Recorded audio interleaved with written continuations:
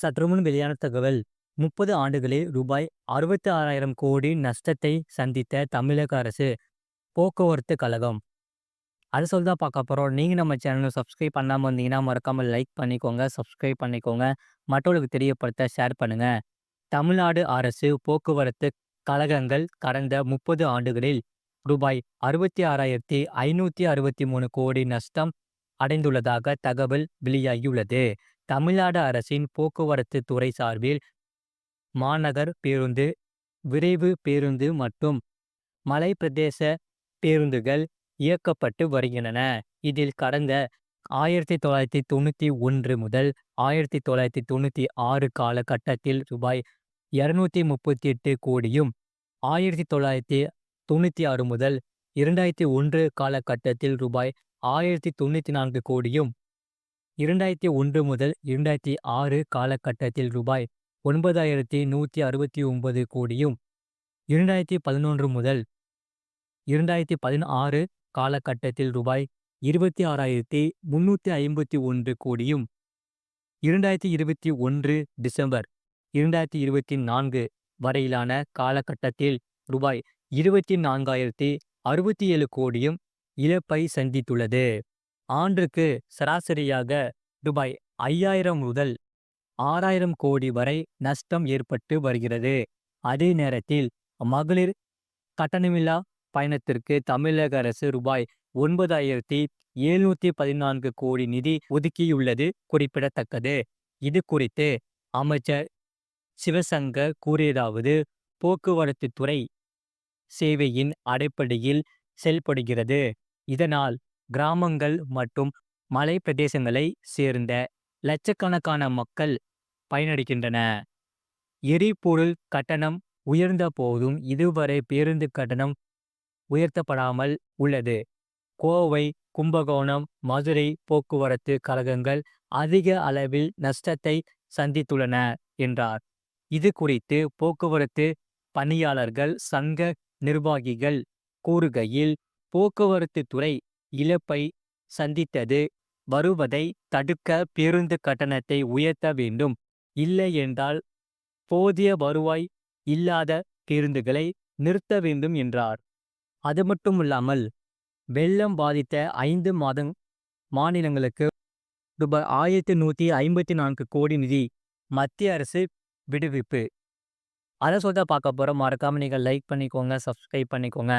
கடந்த 2024ஆம் ஆண்டில் வெள்ளம், நிலச்சரிவு, புயல் போன்ற இயற்கை பேரிடர்களால் பாதிக்கப்பட்ட 5 மாநிலங்களுக்கு தேசிய பேரிடர் நிவாரண நிதியின் கீழ் ரூபாய் 1,554,99 கோடி கூடுதல் நிதியை விடுவிக்க மத்திய அரசு ஒப்புதல் அளித்துள்ளது.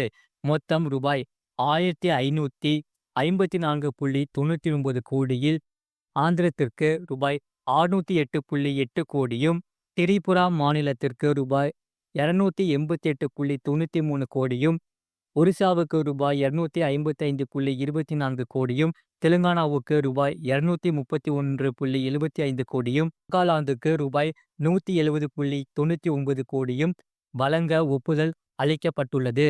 இது தொடர்பாக மத்திய உள்துறை அமைச்சர் அமித்ஷா வெளியிட்ட எக்ஸ் பதிவில், இயற்கை பேரிடர்களால் பாதிக்கப்பட்ட மக்களுக்கு பிரதமர் மோடி தலைமையிலான மத்திய அரசு எப்போதும் ஆதரவாக இருக்கிறது. அந்த வகையில் ஆந்திரம், நாகாலாந்து, ஒரிசா, தெலுங்கானா, திரிபுரா ஆகிய 5 மாநிலங்களுக்கு தேசிய பேரிடர் நிவாரண நிதியின் கீழ் 1,554,99 கோடி ஒதுக்க உள்துறை அமைச்சகத்தின் உயர்நிலை குழு ஒப்புதல் அளித்துள்ளது என குறிப்பிட்டிருந்தார். நடப்பு 2024 முதல் 2025ஆம் நிதியாண்டில் மாநில பேரிடர் நிவாரண நிதியின் கீழ் 27 மாநிலங்களுக்கு 18,322,8 கோடியும், தேசிய பேரிடர் நிவாரண நிதியின் கீழ் 18 மாநிலங்களுக்கு ரூபாய் 4,808,3 கோடியும் மத்திய அரசு ஏற்கனவே விடுவித்துள்ளது. இதேபோல் 14 மாநிலங்களுக்கு மாநில பேரிடர் தணிப்பு நிதியிலிருந்து 2,208,55 கோடி மற்றும் 8 மாநிலங்களுக்கு தேசிய பேரிடர் தணிப்பு நிதியிலிருந்து 719.72 கோடி விடுவிக்கப்பட்டுள்ளது.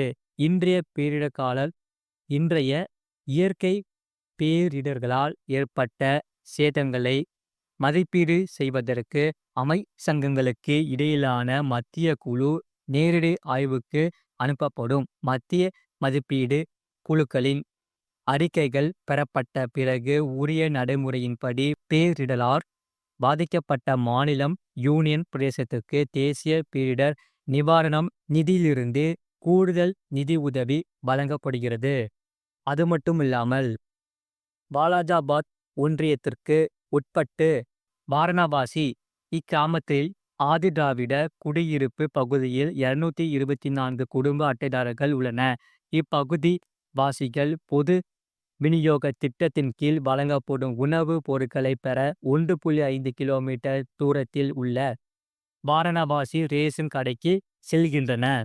இதனால் அரிசி உள்ளிட்ட உணவுப் பொருட்களை சிலர் இருசக்கர வாகனங்களிலும் ஆட்டோ வாயிலாகவும் ஏற்றி வருகின்றனர். வாகன வசதி இல்லாத முதியோர் மற்றும் பெண்கள் ரேஷன் கடைக்கு சென்று உணவுப் பொருட்கள் வாங்கி வர மிகவும் அவதிக்குள்ளாகின்றனர். மேலும் மழை மற்றும் வெயில் நேரங்களில் ரேஷன் கடைக்கு சென்று வர அப்பகுதியினர் சிரமப்படுகின்றனர். எனவே வாரணாசி காலனி பகுதியில் பகுதி நேர ரேஷன் கடை ஏற்படுத்த நடவடிக்கை எடுக்க வேண்டும் என பகுதிவாசிகள் கோரிக்கை விடுத்துள்ளனர். இது போன்ற செய்திகளை உடனுக்குடன் அறிந்து கொள்ள மறக்காம சேனலை சப்ஸ்கிரைப் செய்யுங்கள். மற்றவர்களுக்கு தெரியப்படுத்த ஷேர் செய்யுங்கள். அதாவது ரைட் சைடில் கீழே பார்த்தீங்கன்னா ஒயிட் கலர் பாக்ஸ் இருக்கும். அதான் சப்ஸ்கிரைப் பட்டன். அதையும் சப்ஸ்கிரைப் பண்ணிக்கோங்க. பக்கத்தில் பெல் பண்ணி கிளிக் பண்ணிக்கோங்க. அப்போ தான் நாங்கள் டெய்லியும் போகிற வீடியோஸ் எல்லாமே உங்களுக்கு காமிக்கும். இந்த வீடியோ உங்களுக்கு பிடிச்சிருந்தா மறக்காமல் லைக் பண்ணிக்கோங்க. மற்றவர்களுக்கு தெரியப்படுத்தவும் ஷேர் பண்ணுங்கள். அதே போல் உங்களுக்கு இன்னும் என்னென்ன செய்திகள் தேவைப்படுதோ அதை நீங்கள் கீழே கமெண்ட் செக்ஷனில் கமெண்ட் பண்ணுங்கள். அதை நாங்கள் பார்த்துட்டு கண்டிப்பாக வீடியோஸ் போடுறோம்.